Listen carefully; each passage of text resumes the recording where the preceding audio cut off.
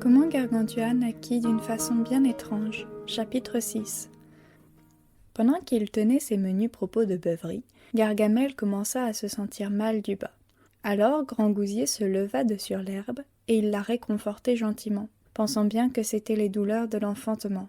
Et il lui dit qu'elle s'était mise au vert dans la Solsée, et que très vite elle allait fabriquer pied neuf. C'est pourquoi il lui fallait reprendre courage pour la naissance de son poupon, et, bien que la douleur lui fît quelque peu de misère, cette douleur toutefois serait brève. La joie qui lui succéderait aussitôt lui ôterait tout ce désagrément, si bien qu'il ne lui en resterait que le souvenir. « Aussi courageuse qu'une brebis, disait-il. Débarrassez-vous de celui-ci et fabriquons-en bien vite un autre. Ah, dit-elle, vous en parlez à votre aise, vous autres les hommes. De par Dieu, je ferai un bon effort, puisque tel est votre désir. Mais plût à Dieu que vous l'eussiez coupé. »« Quoi » dit Grand Gousier. « Ah, dit-elle, vous en avez de bonnes, vous me comprenez bien. »« Mon membre, dit-il, par le sang de la scabrasse, si bon vous semble, faites apporter un couteau. »« Ah, dit-elle, à Dieu ne plaise, que Dieu me le pardonne. Je ne parle pas sérieusement, et ce que je dis, que cela ne vous en fasse pas faire plus ni moins. Mais j'aurai beaucoup à faire aujourd'hui, si Dieu ne m'aide, et tout cela à cause de votre membre, pour vous faire plaisir. »« Courage, courage, dit-il. Ne vous souciez pas du reste, et laissez faire les 4 bœufs de devant. Je vais boire encore quelques bons coups.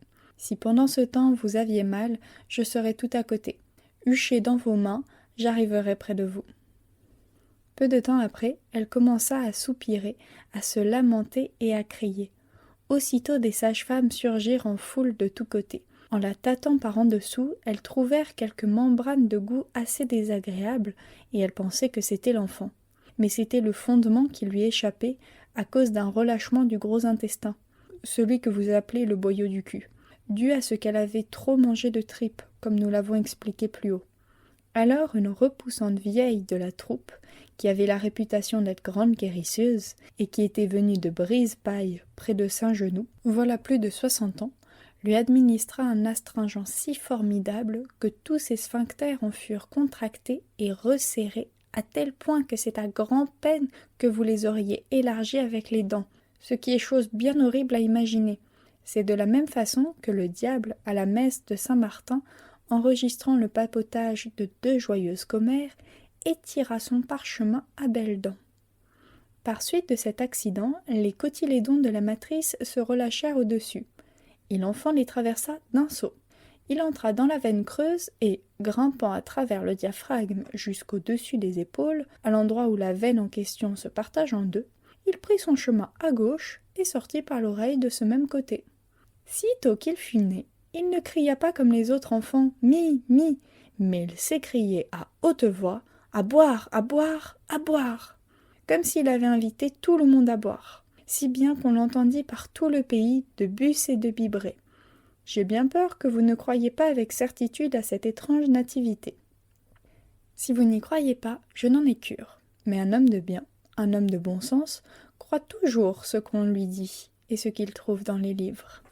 Est-ce contraire à notre loi et à notre bonne foi, contraire à la raison et aux saintes écritures ?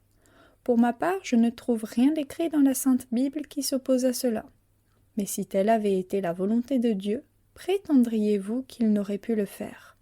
Ah, de grâce, ne vous emberlificotez jamais l'esprit avec ces vaines pensées, car je vous dis qu'à Dieu rien n'est impossible, et que, s'il le voulait, les femmes auraient dorénavant les enfants de la sorte par l'oreille. Bacchus ne fut-il pas engendré par la cuisse de Jupiter ? Roche taillée ne naquit-il pas du talon de sa mère ? Croque-mouche de la pantoufle de sa nourrice ? Minerve ne naquit-elle pas du cerveau de Jupiter par l'oreille ? Adonis par l'écorce d'un arbre à myrrhe ? Castor et Pollux de la coquille d'un œuf pondu et couvé par Léda ? Mais vous seriez bien davantage ébahis et abasourdis si je vous exposais à présent tout le chapitre de Pline où il parle des enfantements étranges et contre nature. Malgré tout, je ne suis pas un menteur aussi avéré que lui. Lisez le 7e livre de son Histoire naturelle, chapitre 3, et ne m'en tracassez plus le cerveau.